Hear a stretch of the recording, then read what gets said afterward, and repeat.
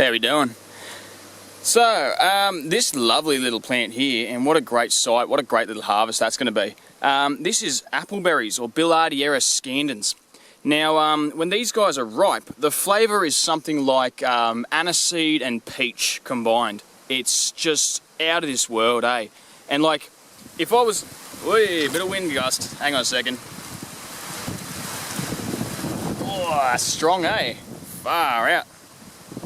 If I was going to make a commercial crop, an Aussie native one, this one's definitely one I would put on there, eh? This is possibly one of the most delicious things you'll ever find in the bush.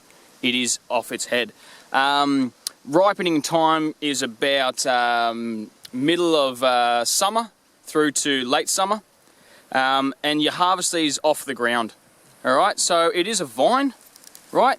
And you can use it as bush string. Okay, it's got a bit of a sort of browny red colour to it. And you always harvest them off the ground, never from the tree, never from the vine itself, because they won't ripen on the vine. You can roast these green ones on the coals of a fire, and then they'll come up a little bit sweeter, but it's not the standard practice. Now, the presence of these guys, I was just looking, because I always love to learn extra knowledge as I share the knowledge too. And you've seen this book a whole bunch of times in the videos I do. And because some people in my earlier videos say, oh, you're talking shit, this doesn't do that at all, go yourself. I'm like, yeah, well, it does, okay? So anyway, the fruit's edible and hasn't, as it says here, like that, aniseed flavour. Aniseed-like flavour. The unripe fruit is also edible but must be roasted. For those of you who want to say, oh, you can't eat it when it's roasted, okay, you can.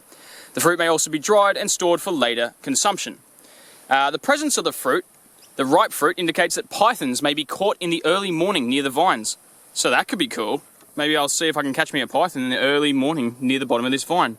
I would say possibly because mice are trying to come near this fruit, but it's not quite ripe yet. So it has to wait till it drops, because then when it's dropping, that's when all the mice are trying to get the berries, and that's why the python's there. All right, so that's a little something it doesn't tell you in the book. It says, yeah, bush string and a poultice of rotten ripe fruit can be used to treat infected cuts and scratches. So that's kind of cool. But anyway, Billardiera scandens. There is a variety of this down in Tasmania which is used as a topical medicine. It's not actually edible. But there you go. So, absolutely amazing. I've grown these guys before from seed. They germinate very easily.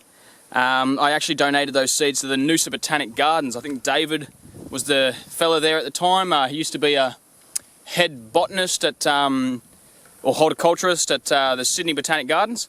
So, yeah, so they grow up real quick. They grow up easy. I've been monitoring one of these guys in the bush, which is, I've been monitoring for 10 years, and I reckon it's probably already 10 years old by the time I found it.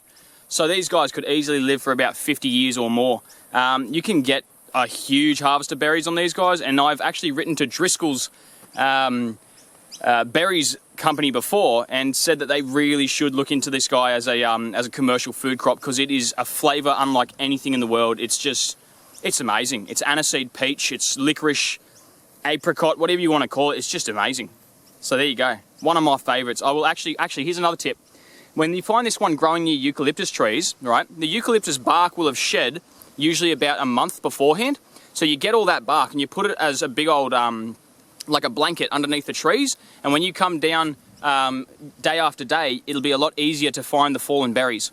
So there's a little trick there.